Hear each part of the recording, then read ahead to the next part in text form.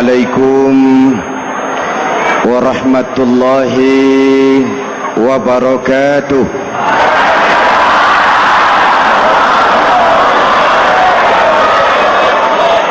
Alhamdulillahi rabbil alamin, wassalatu wassalamu ala ashrafil mursalin sayyidina wa maulana Muhammadin wa ala alihi wa sahbihi ajmain, amma ba'du. Para ulama yang saya muliakan, hadirin hadirat ma'asyiral muslimin yang saya cintai, banyak kita alami perubahan-perubahan yang terjadi, baik perubahan yang menyangkut sosial budaya, lebih-lebih yang menyangkut sosial politik. Yang tidak banyak mengalami perubahan adalah sosial ekonomi. Bahkan angka kemiskinan kita naik menjadi 3/5 dari total penduduk kita hidup di bawah garis kemiskinan, dan 20% diantaranya miskin mutlak. Perubahan-perubahan yang terjadi menyadarkan kita kepada kebenaran Al-Quran ketika Allah menyatakan wa tilkal ayyamu nudawiluha bainan nas. Hari itu kami putar di antara manusia. Ada saat datang, ada waktu pergi. Ada hari lahir, ada saat kembali. Ada waktu dilantik, ada saat menyerahkan jabatan. Hari kami putar di antara manusia dan hidup cuma sekadar menunggu giliran. Soalnya kemudian di tengah perubahan-perubahan yang terjadi begitu cepat, what must we do now?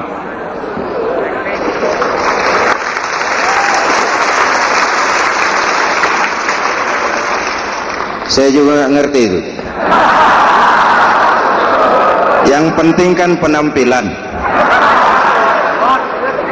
Saudara-saudara kaum muslimin di seluruh tanah air, jadi pemimpin adalah pelayan bagi orang yang dipimpinnya. Okelah, perbaikan ekonomi, pembukaan lapangan kerja baru kita serahkan kepada pemerintah, karena kita percaya mereka orang-orang terpilih belaka yang dipilih dengan kepercayaan akan mampu membawa rakyat keluar dari kesulitan. Amin. Tugas kita sekarang di zaman susah meluruskan akidah. Jangan sampai mbah dukun yang naik ke permukaan. Betul? Islam misinya yang pertama membebaskan manusia dari kemusyrikan. 13 tahun Rasul berjuang di Makkah, menanamkan akidah, meluruskan keyakinan, membentuk iman. 13 tahun membebaskan manusia dari belenggu kemusyrikan.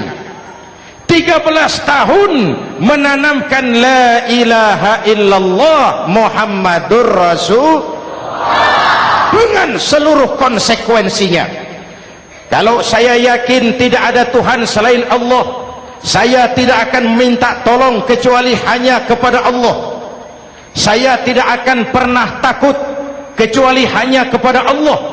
Saya tidak akan menggantungkan hidup kecuali hanya kepada Allah. Saya tidak akan minta rizki kecuali hanya kepada Allah. Saya tidak akan melarikan persoalan kecuali hanya kepada Allah. Kalau konsekuen dengan keyakinan ini, mbah dukun nggak dapat tempat.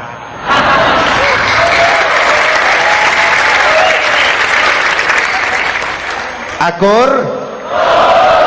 Ayo lihat secara sederhana. Saya sandaran di tiang, tiangnya ambruk, sayanya jatuh. Saya sandaran di tembok, temboknya runtuh, saya juga runtuh. Saya sandaran kepada orang kaya, dia jatuh miskin, saya bangkrut. Saya sandaran kepada jenderal, dia pensiun, saya selesai. Tapi kalau saya sandaran hanya kepada Allah, Allah tidak akan pernah miskin, Allah tidak akan pernah lumpuh, Allah tidak akan pernah terpuruk, dan Allah tidak akan pernah berkurang kekuasaannya.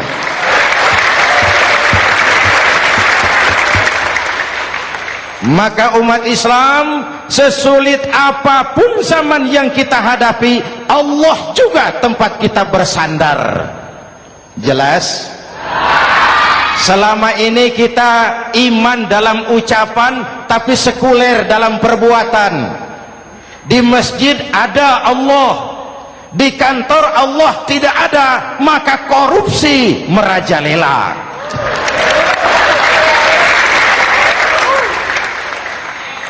Di masjid ada Allah, di pasar Allah tidak ada, maka timbangan tetap curang. Kita iman dalam ucapan, tapi sekuler dalam perbuatan. Oleh karena itu, sesulit apapun zaman yang kita hadapi, iman jugalah pegangan kita, Allah juga tempat kita bersandar. Boleh zaman berubah, akidah jangan sampai goyah. Karena iman kita hidup, untuk iman kita berjuang, dan dalam iman kita ingin kembali menghadap Allah Subhanahu. Selama ini manusia Indonesia kita lebih banyak diisi otaknya, hati sering kosong, agama dangkal, akidah rapuh, moral rendah. Memang kemudian muncul banyak orang-orang pintar, cuma sayang tidak benar. Indonesia kita bangkrut, Indonesia kita terpuruk, Indonesia kita sakit parah kalau diurus orang yang cuma pintar tapi tidak benar. Kita perlu orang-orang pintar, tapi kita lebih perlu orang benar. Jelas? Kalau cuma pintar tapi tidak benar, itu yang sering saya sampaikan, nanti disuruh ngurus beras malah nimbun beras.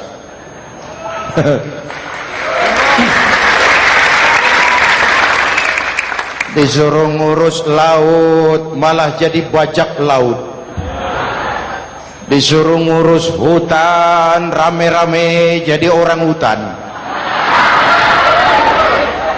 Jutaan hektar hutan Indonesia kita ini merupakan kekayaan sumber daya alam kita yang harus digunakan bagi sebesar-besar kemaslahatan rakyat. Yang disuruh ngurus hukum malah bikin hukum seperti pisau, tajam ke bawah, tumpul ke atas. Jangan heran lalu di masyarakat muncul street justice, pengadilan jalanan, sebagai refleksi dari ketidakpuasan melihat sikap hukum yang sangat berpihak. Kalau yang kecil salah, hukum cepat-cepat ditegakkan.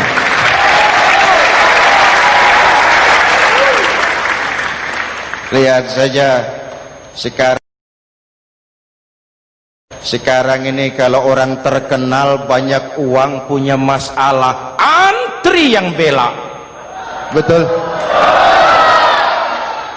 Tapi saudara lihat si Marsinah di Jawa Timur, si Sengkon dan Karta di Jawa Barat, si Udin Bernas wartawan Jogja terseok-seok mencari keadilan, sampai hari ini urusannya masih remeng-remeng. Kenapa bisa begitu? Jawabannya sederhana, tidak ada fulus. Ada fulus mulus, tidak ada fulus manfus. Betul? Jangan sampai para penegak hukum kita terjebak pada lagu baru, maju tak gentar membela yang bayar. Biar bertentangan dengan nurani, biar bertentangan dengan public opini, biar bertentangan dengan rasa keadilan. Siapa yang bayar itulah majikan, mau benar atau salah belain terus. Kalau seperti inilah hukum kita, mafioso keadilan akan tetap gentayangan. Hadirin yang saya hormati, 13 tahun beliau berjuang di Mekah meluruskan keyakinan, memantapkan akidah, meneguhkan iman. Dari situ segalanya dimulai dan ke situ segalanya akan menuju. Intan paling mahal, mutiara paling berharga, tidak lain adalah nilai-nilai keimanan. Kalau itu sudah tergadai, apalagi yang bisa kita banggakan dalam kehidupan ini? Kita merasa harta kita berharga, belum ada artinya ketimbang iman. Kedudukan kita punya nilai pun belum ada artinya ketimbang dengan nilai-nilai keimanan. Itu intan paling mahal, itu mutiara paling berharga. Harta baru ada manfaatnya kalau dilandasi dengan iman. Jabatan dan kedudukan baru terasa gunanya kalau dilandasi dengan keimanan. Kalau jabatan lepas dari iman, yang akan lahir Fir'aun baru. Jelas? Kalau harta terlepas dari iman, yang akan muncul adalah konglomerat Korun. Kalau ilmu pengetahuan terlepas dari nilai dasar keimanan, maka yang akan muncul adalah ilmuwan pelacur yang menyalahkan yang benar, membenarkan yang salah untuk kepentingan pribadi. Dan kondisi seperti itu tidak akan membuat kita makin sehat. Oleh karena itu, pada kesempatan ini, pesan pertama saya, menghadapi zaman susah, tetap jaga akidah, tetap pelihara keyakinan. Kesulitan bukan untuk ditakuti, untuk diatasi. Hidup adalah kerja keras, bukan keajaiban. Perubahan tidak akan datang hanya dengan simsalabim abragadabra. Perubahan tidak akan muncul hanya dengan berandai-andai. Perubahan tidak akan turun dari langit seperti turunnya embun di waktu malam. Perubahan adalah kerja keras, sehingga Al-Quran membimbing kita, innallaha la yughayyiru ma biqaumin hatta yughayyiru ma bi anfusihim. Allah tidak akan mengubah keadaan suatu bangsa kalau mereka tidak mau mengubah apa yang ada di dalam diri mereka. Yang ada di dalam diri itu rule of thinking, state of mind, cara kita berpikir, cara kita memandang kehidupan, cara kita mengatasi persoalan. Hadirin yang saya hormati, inilah iman. Berangkat dari ini kita menyadari ini ujian buat kita rakyat. Dan kita rakyat Indonesia ini kalau sama susah sih sudah kenyang. Ya Pak? Ya Pak? Kita ini sebagai bangsa mengalami apa yang disebut oleh Bung Karno up and down, naik turun, timbul tenggelam, pasang surut. 350 tahun dijajah oleh Belanda, kita susah. Berangkat Belanda masuk Jepang, susah lagi. Pergi Jepang, datang nikah, susah lagi. Lalu kita merdeka, dirongrong oleh berbagai pemberontakan, susah lagi. Makan bulgur, antri minyak. Lalu PKI berontak, susah lagi. Muncul orde baru, lama-lama susah lagi. Orde baru selesai, naik reformasi, mulai repot nasi, susah lagi.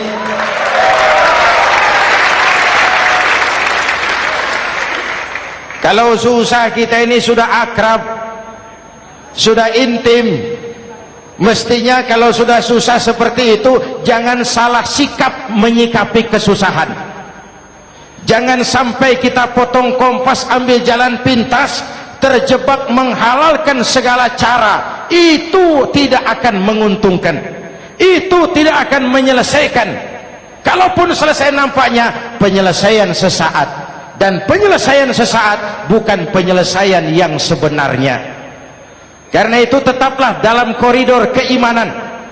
Boleh zaman berubah, akidah jangan sampai goyah. Silahkan masa berganti, tapi keyakinan jangan mati. Sekali la ilaha illallah sampai tetes darah paling penghabisan, tetap la ilaha illallah. Sanggup? 3 orang. Sanggup? 21. Sanggup? Kalau sanggup kita harus konsekuen. Saudara-saudara di seluruh tanah air, misi yang kedua dari Islam setelah membebaskan manusia dari kemusyrikan, membebaskan manusia dari ras diskriminasi, mengikat manusia dengan tali akidah.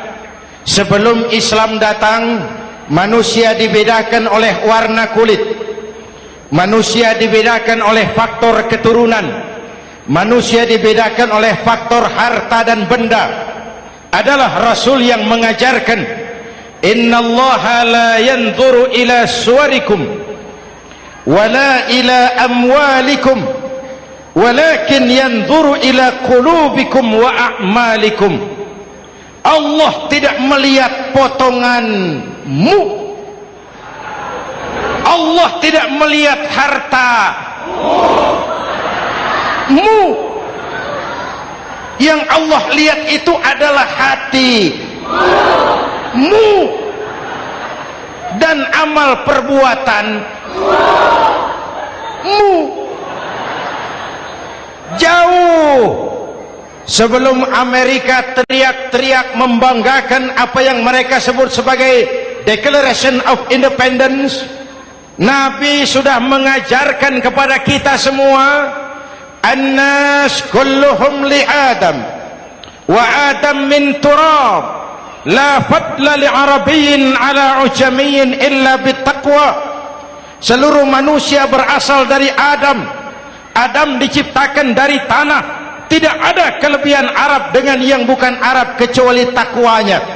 Jauh sebelum Amerika mencanangkan bahwa semua manusia dilahirkan sama, that all men are created equal. Jauh sebelum itu Islam sudah membebaskan manusia dari ras diskriminasi. Apa dalam konteks kekinian menghadapi zaman susah tetap jaga kerukunan? Ya Pak, ya Bu, oi Bu, menghadapi zaman susah tetap jaga kerukunan, baik antar umat seagama, antar umat beragama, maupun antar umat beragama dengan pemerintah. Menjaga kerukunan. Jangan saling sikat sikut di antara kita. Sebab kalau sudah rukun, saya ajak berhitung, 1 ditambah 1 sama dengan, itu matematika namanya, hasilnya pasti. Tapi angka sosial hasilnya aneh. Saya ubah jadi angka sosial. Ayo kita berhitung lagi. 1 orang takut ditambah 1 orang takut sama dengan 2 orang setengah berani. Kenapa setengah berani? Karena sudah berdua. Tadi kan takut sendiri. Kalau sama-sama takut berkumpul jadi setengah berani. Kalau ditambah 1 orang takut lagi, 1 orang takut ditambah 1 orang takut ditambah 1 orang takut sama dengan 3 orang berani. Kenapa jadi berani? Karena sudah bertiga. Kita yang lemah, kita yang marginal, kita yang dikucilkan, bahkan kita yang dilecehkan, kalau mau rukun kita akan kuat dan tidak bakal dipermainkan orang.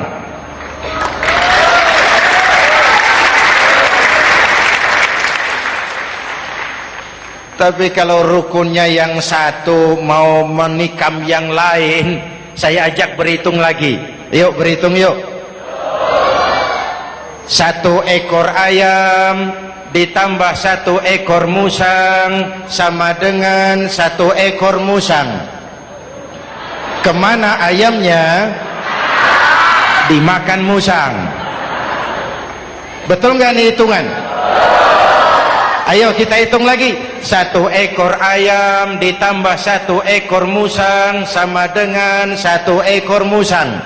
Kemana ayamnya? Dimakan musang.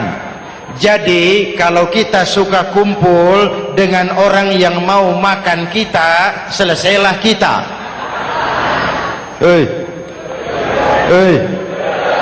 Maka kalau merasa kita ini ayam, yuk kumpul sama-sama ayam, pulang ke kandang ayam. Kalau ada ayam kumpul ke kandang musang, itu namanya ayam minum begon. Jelas? Menjaga kerukunan. Pertama, antar umat seagama, sesama muslim harus saling menjaga, harus saling memelihara. Baik dia muslim yang jadi kapolri, baik dia muslim yang jadi kasat, baik dia muslim yang jadi pengusaha, baik dia muslim yang jadi petani, nelayan, guru, semua komit menjaga semangat kebersamaan, rukun antar umat seagama. Jelas? Jelas? Hadirin yang saya hormati, atas dasar itu saya ingatkan kembali, kita semua ingin persoalan terorisme dilepaskan kaitannya dari agama manapun. Tidak ada kaitannya terorisme dengan Islam, dengan Kristen, dengan Hindu, dengan Buddha. Tidak ada kaitannya terorisme dengan pondok pesantren.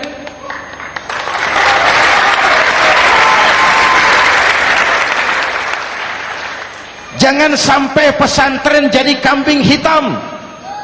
Karena sejak zaman penjajahan, pesantren sudah terbukti memberikan kontribusi bagi perjuangan memerdekakan rakyat Indonesia.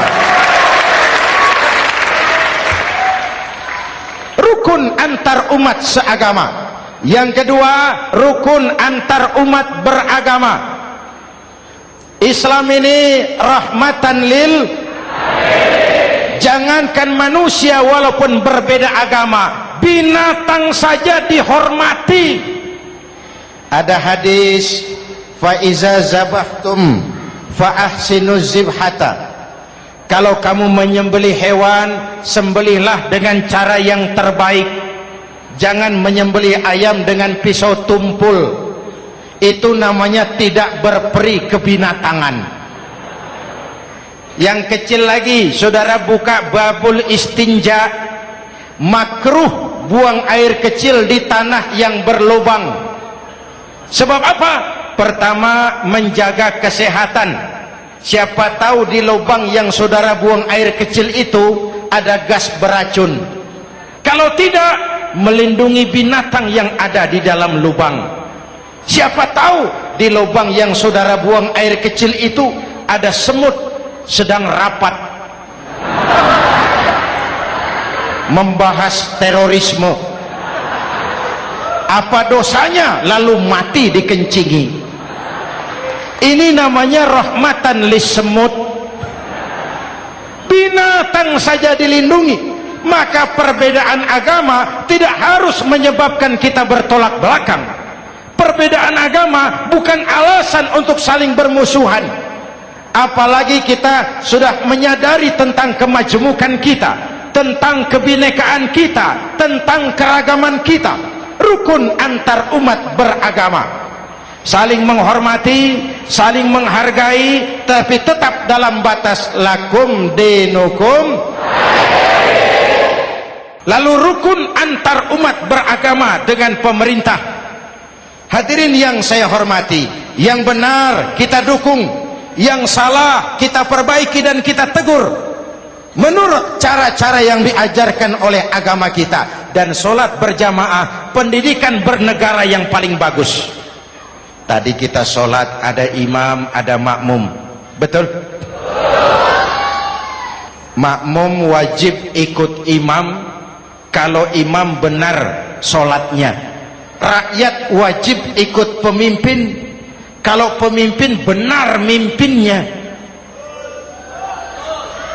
Masyarakat Islam ini loyal, masyarakat Islam ini bukan pemberontak, masyarakat Islam ini taat dan setia.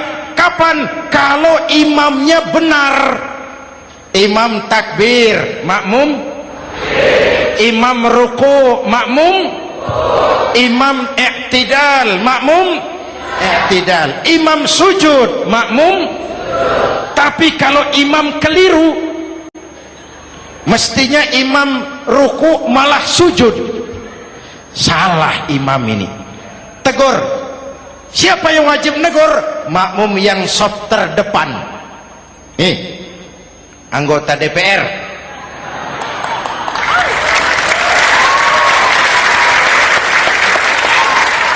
Ini wakil-wakil makmum ini, soft di depan ini. Kalau imam keliru mereka paling tahu, ngomong, tegur. Bagaimana negurnya? Ada aturan main. Mestinya ruku, imam sujud, salah ini imam, subhanallah, kan begitu negurnya. Betul? Tidak boleh juga imam keliru, makmum emosi, main pegang, weh makmum salah, hoi hoi, kacau sholat. Betul? Anggota dewan ini soft di depan, itu kalau imam keliru. Satu saat imam buang angin, namanya manusia bisa buang angin toh. Apa makmum lalu berkata, demi kesetiaan saya kepada imam, imam buang angin, saya lebih keras lagi. Itu namanya fanatisme buta, loyalitas yang goblok. Imam buang angin, minggir. Iyyaka na'budu wa iyyaka nasta'in. Sampai situ imam buang angin, minggir imam. Lalu soft yang di depan maju. Tidak usah bikin sholat baru, teruskan pekerjaan imam. Ihdinas siratal mustaqim, teruskan. Kenapa? Kalau bikin sholat baru lagi, nanti buang angin lagi, bikin lagi sholat. Kapan selesainya sholat? Kapan selesainya membangun negara ini? Yang penting imam tahu diri, buang angin, minggir.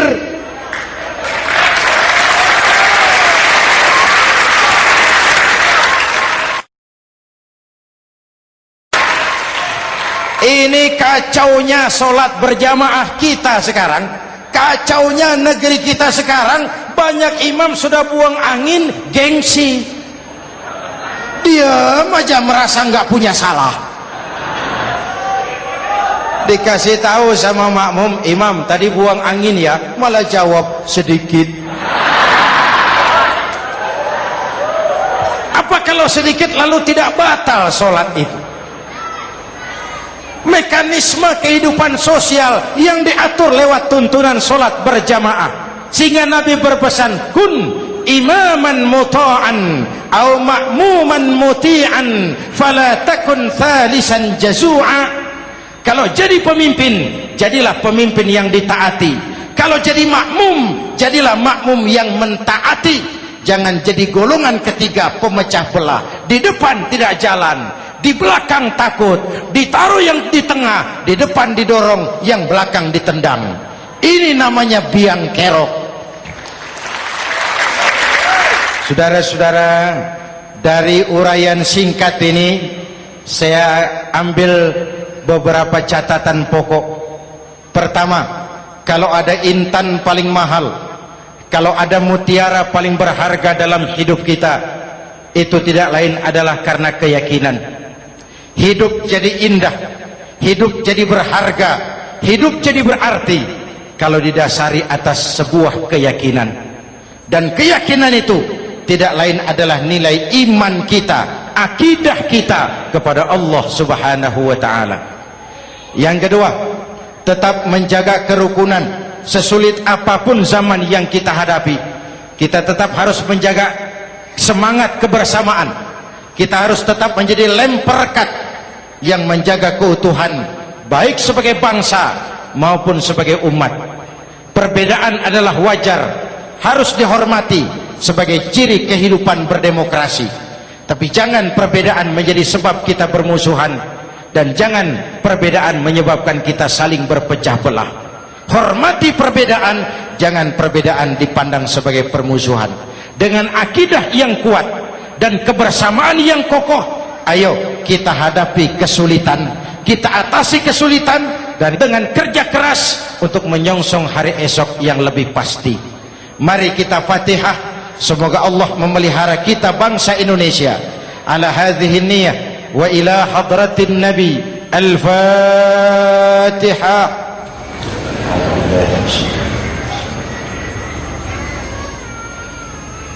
Iyyaka na'budu wa iyyaka nasta'in. Ihdinas siratal mustaqim. Siratal ladzina an'amta 'alaihim. Bismillahirrahmanirrahim. Amin. Alhamdulillahi rabbil alamin. Allahumma salli wa sallim mubarak ala sayyidina Muhammadin wa ala alihi wa sahbihi ajma'in. Allahumma rabbana taqabbal minna salatana wa siyamana wa qiyamana wa takhashu'ana wa ta'abbudana wa tammim taksirana ya arhamar rahimin. Allahumma aslih man fi salahihi salahul muslimin. Allahumma ahlik man fi halakihi salahul muslimin. Allahumma rabbana la tu'akhizna in nasina aw akhtana. Rabbana wa la tahmil alaina isran kama hamaltahu ala alladhina min qablina. Rabbana wa la tuhammilna ma la taqata lana bih wa'fu 'anna waghfir lana warhamna anta maulana fansurna 'alal qaumil kafirin. Allahumma ij'alna minas su'ada'il maqbulin wa la taj'alna minal ashqiya'il mardudin. Afdalu ma qultuhu ana wan nabiyyuna min qabli. La ilaha illallah.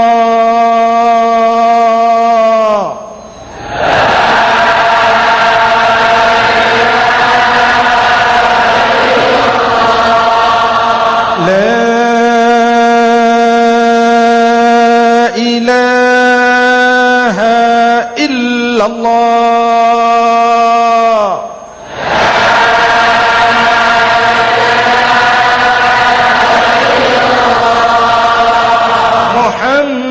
Muhammadur Rasulullah.